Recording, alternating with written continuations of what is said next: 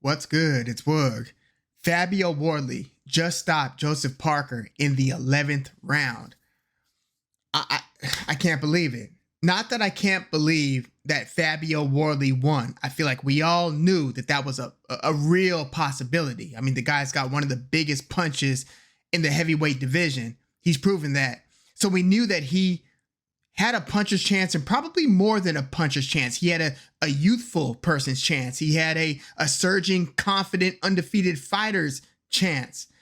But coming on the heels of his come-from-behind knockout against Justice Hooney, to then do it to Joseph Parker in a fight that Parker was winning, to then come from behind and stop him so dramatically in the 11th round.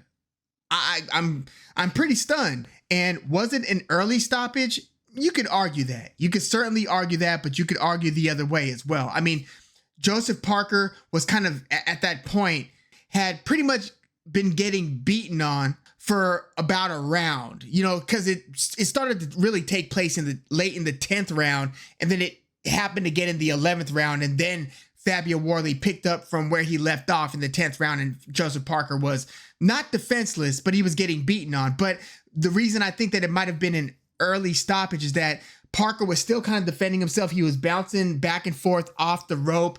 No, he wasn't throwing anything really meaningful back, but the idea is that if you could withstand some of those bigger shots, that Wardley will punch himself out, and then he'll kind of have to take a break, and then Parker will perhaps get back into it. There was some room for that. So you could argue both ways on this one. Wasn't the worst stoppage, I'll say that. But man, Joseph Parker, I feel bad. I feel pretty bad for Joseph Parker, man. Like, he didn't need to take this fight.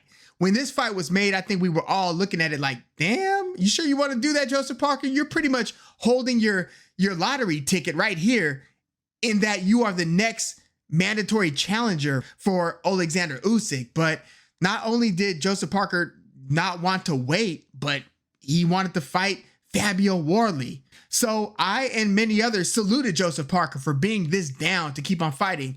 It was a little bit reminiscent of Tim Tszyu waiting for Jermell Charlo and not being willing to wait, and instead choosing to fight Tony Harrison, Ocampo, Brian Mendoza. But Tim Tszyu was younger on the come up. This was Joseph Parker's long road back to the title, right? After becoming a champ like in his early 20s, being the first to beat Andy Ruiz, then losing that belt against Anthony Joshua via decision in a unification fight, and then losing his next fight to Dillian White. And then it became a big, you know, like a rebuilding project. Like, he won several fights, then he lost to Joe Joyce. And the way that he lost to Joe Joyce had me thinking, well, so much for that road back to the title. But then Joseph Parker went on like arguably his best career run. First beating a few lesser fighters, then beating Deontay Wilder, Zhilei Zhang, knocking out Martin Bakole. So there was a ton of momentum for Joseph Parker. And if he beat Fabio Wardley in a fight that was, let's keep it real, high risk, moderate reward, maybe.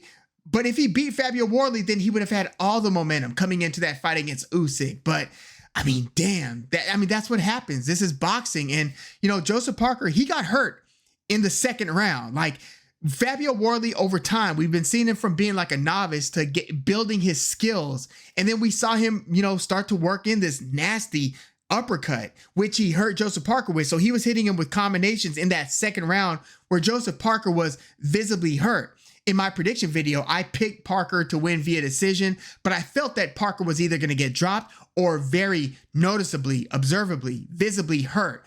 And so he had that moment in the second round, and you could argue that he might have lost the third round. So Parker lost the second round big. It was looking like, damn, is Fabio Wardley going to stop Parker early? He regained his wits. He had a more competitive third round, but you could still maybe give that to Wardley. And then I pretty much thought, much like Carl Frampton did, I really agreed with Carl Frampton's scorecard in this case, but I thought Parker won 3, 4, 5, 6, 7, and then probably lost round 8 because Fabio Wardley pretty much outworked him. And then I thought Parker had a really good 9th round, won that. And then he was beating on Wardley in the 10th round. That was like one of Parker's best rounds until Wardley nailed him with a beautiful right hand. And it came right after Parker was beating on Wardley. And Wardley, I mean, had to do like a complete reset. He does that a lot, but he did like a complete reset, shook his arms, nodded his head, said, all right, let's go. And then like within 2 seconds after that, he drops a right hand that shakes up Parker. Parker's kind of backing up. Then Wardley's just really letting his hands go. Then he hits Parker with an uppercut, and then Parker's in all kinds of trouble. So Parker kind of gets saved by the bell at the end of the 10th round. The first minute of the 11th round was a little bit slow, but then Wardley opens up and rockets Joseph Parker with a right hand. And again, Parker's right back in trouble in the 11th round with I'd say about a minute into the 11th round. And then Wardley's pretty much beating on him over the next minute. Then the ref jumps in and stops the fight. Parker was getting work, getting beaten up badly in that 11th round, but he was still on his feet, never hit the canvas. He was taking a lot of shots, and even when he's kind of like putting his head down, putting his guard up and stuff, he was still eating a decent percentage of those Wardley power punches. And again, Wardley's one of the biggest punchers in the heavyweight division. But again, I felt like it was a little bit early, but you know, Parker didn't complain too much. But I mean, Parker was the one in the eye of the storm as well. Well, maybe that's a bad comparison, because the eye of the storm technically is a peaceful spot.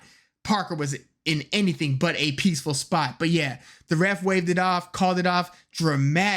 Dramatic come from behind victory for Fabio Wardley. Stoppage victory for Fabio Wardley. And it's not like Parker was winning the rounds like super convincingly, but he was edging those rounds, slightly outboxing Wardley. Again, I would say 3, 4, 5, 6, 7. First round was close, could have gone either way. You might edge it towards Parker. Again, Parker probably won the first round. Fabio Wardley had a big second round. Parker won the next few rounds. Fabio Wardley won the 8th. Parker won the 9th and was winning the 10th. Like, I wasn't even sure how to score the 10th by the end of it, because of how much it was super Parker throughout the first like 2 minutes of the round. Parker was beating up on Wardley to where I thought that Parker might be on his way to stopping Wardley. And then Wardley turns it all around to where Parker's in bad trouble by the end of the 10th. So I guess you could swing that round back over to Fabio Wardley, because again, that was one of Parker's better rounds. But you might have still had to end up giving it to Wardley because of how badly he had Parker hurt by the end of it. And then obviously the 11th round is what it is, and Fabio Wardley wins via stoppage. So yeah, I feel bad for Parker. Feel great for Wardley. This is one of those rare instances where I really wouldn't mind seeing them run it back. I really wouldn't. This was a really, really good fight. And I mean, if they ran it back, I don't know if Parker would be durable enough, because that's the thing with Wardley. Let's say something about Wardley's durability. Like, he took shots in this round. Parker, in this late stage of his career, has been way more aggressive. Like, I'm watching this fight, like, where was this Joseph Parker when he was fighting Dillian Whyte years ago? Like, that Joseph Parker beats Dillian Whyte. And that was a prime-ish Dillian Whyte we were talking about. But this Parker is so confident in letting his right hand go with authority and throwing a nice uppercut, throwing a left hook and mixing it up. Like, this Parker is a dangerous man.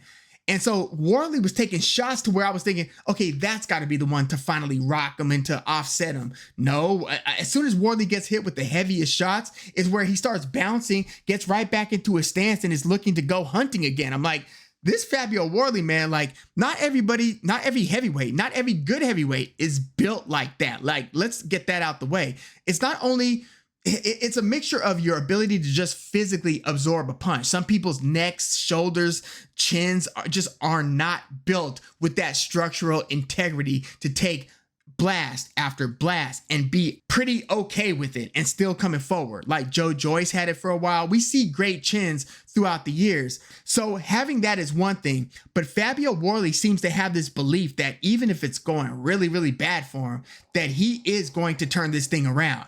Whether it's the 9th, 10th, 8th, 11th, Fabio Wardley thinks he's winning this damn fight. And he acts as such in the ring. That's something that you really can't teach. Like, that's heart, that's chin, that's belief, that's endurance, that's being able to also carry your punching power late. Fabio Wardley checks a lot of boxes. No, I don't think he beats Usyk. And, I was thinking Parker's skill set might give Usyk problems. But even when Parker was winning this fight against Wardley, I was like, maybe not beating Usyk. I don't know. I don't know. But I wouldn't mind them running it back between Parker and Wardley. I guess part 2 would be Wardley-Parker 2, since Wardley won the first one. But man, you just see somebody who's just sitting in that number 2, number 1 ranked contender spot for a while, to where you really wanted to see Parker get that next opportunity. He gambles, rolls the dice, fights Fabio Wardley, gets stopped in the 11th. So I hope it's not like back of the line, and I don't think it will be for Parker, but Wardley definitely jumps to the damn near front of the line. I don't know if he's the next in line for a title shot, but I really, there's not a heavyweight out there, a top heavyweight out there that I don't want to see Fabio Wardley get a crack against. Like if it's not Usyk next, well, first of all, I'm thinking who, if not the winner of Parker versus Wardley, aside from Ajit Kabayel, who I don't think is doing himself any favors by sitting out. Like, for a guy who was unknown before he picked up those big wins against Makhmudov, Frank Sanchez, and then stopping Zhilei Zhang, you really didn't want to see this much inactivity for Ajit Kabayel after stopping Zhang. But yeah, we'll see what's up with him and what's next. But I wouldn't, again, mind seeing Wardley versus Parker 2. I understand if they don't do it, but this is one of those rare cases where usually when guys fight, it's like, okay, that usually settles that. And then this guy goes on his way and this guy goes on his way. But they did that, right? I wouldn't mind them seeing it again, mostly because of the gap between the two in terms of where they rank in the heavyweight championship landscape. Because Parker was the one who took a big gamble, maybe give Parker a shot to redeem himself in that one. Again, I'm not any more confident going into the second fight for Parker than I was going into the first fight. This might have actually flipped, because now you're wondering, again, because of Wardley's self-belief and his ability to carry the punches late into fights, he hurt Parker early in the fight and he hurt him bad enough to stop him late in the fight. So it's like, is Parker at this point, at this stage, durable enough? I know they're only 3 years apart biologically, 33 years old and 30 years old, but in terms of all of the wear and tear and all of the battles that Parker has been in, is Parker at this stage able to go a full 12 against a raging Fabio Wardley? Now, there's also the possibility that maybe Parker stops Wardley, but I saw Parker hit Wardley with some of his best stuff, and Wardley ate it and kept on coming. Man, this was an interesting fight. This really was. And by the 9th, 10th round, I really thought that Parker was in the driver's seat, especially halfway through the 10th round. Parker was really starting to have his way, and he started to, even in the clinch, started to beat on Wardley to a point where it looked like Wardley became less and less able to really defend himself well. But then you saw what he did. So that's that. Hats off to Fabio Wardley. I feel terrible for Joseph Parker. I hope he gets something big in his next fight. Maybe Parker versus Kabayel, although that's a tough assignment too. Yeah, Parker, hindsight's 2020, but I hope he got paid well. It was a big risk and it didn't work out for him. We'll see what happens next. And we have no idea what Usyk is going to do next. And there's also the elephant in the room, that is Moses Itama. I actually wouldn't mind seeing Itama versus Fabio Wardley. I don't know if Wardley needs that fight or wants that fight, because he is at this point more accomplished, I think, with his wins over Hooney and now Parker. I know that, Moses Itama just knocked out Dillian White in the first round. So there is that.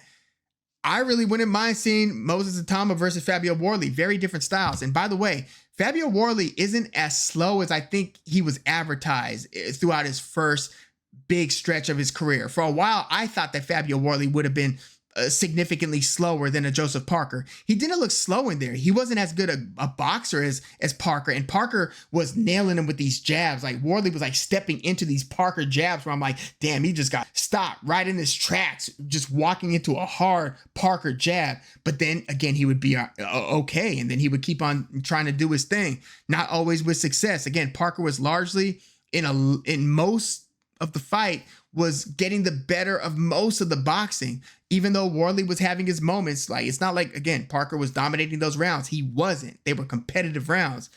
But damn, like Wardley's a bad boy. I would actually really like to see Moses Atama versus Fabio Wardley. But again, we'll see what's next. We'll see what Usyk wants to do next now that it's not going to be Joseph Parker. It would be a little, I mean, is it going to be Oleksandr Usyk versus Fabio Wardley? I think Usyk wins that fight, but again, I've thought that a guy was going to beat Wardley like 2 or 3 times now, and I've been wrong every time. You know what I mean? So yeah, we'll see what they do next. Let me know your thoughts on Parker versus Fabio Wardley. Damn, Joseph Parker. It was a long road back to this title position. It really was. I hope that's not it for him. I hope we'll see how he feels about building back and getting back to the title shot, but it's going to take, unless they really just run it back, and even then it's going to be tough for Parker. Parker's going to have to beat 1 or 2 really dangerous guys to get back in position. And he's not a name that jumps out at you to begin with, right? He's been somebody who hasn't, until more recently, even been seen as being a devastating puncher. He's been sitting on his punches more lately, but he hasn't been like a spectacular name. He's always been seen as being somebody who's really good. I mean, again, a former champion, but not the tip top shelf. He was looking to prove people otherwise, and he was starting to do so with those really recent, very good wins. He just ran into a dangerous man in Fabio Wardley, and what happened. But yeah, being that he's not one of the biggest names or one of the most exciting names, I'll say that, compared to like a Moses Atama or even right now to a Fabio Wardley, I don't know how easy it's going to be just in terms of the landscape and what Parker has to do to get back into a title contention. Now, if Usyk retires and the belts splinter, it's going to be a feeding frenzy. A lot of guys are going to get opportunities. You're probably going to get Filip Ergovic with an opportunity, and probably Moses Atama with an opportunity, because now you got 4 belts that are here, and here. Right now, Usyk's got it all. So people just going to have to wait. But yeah, let me know your thoughts. And remember, there's also Daniel Dubois. He's still in the mix. But let me know your thoughts on all things Joseph Parker versus Fabio Wardley in the comments. Like the video, subscribe to the channel if you are into the fight talk. I'm Woog. Thanks for tuning in.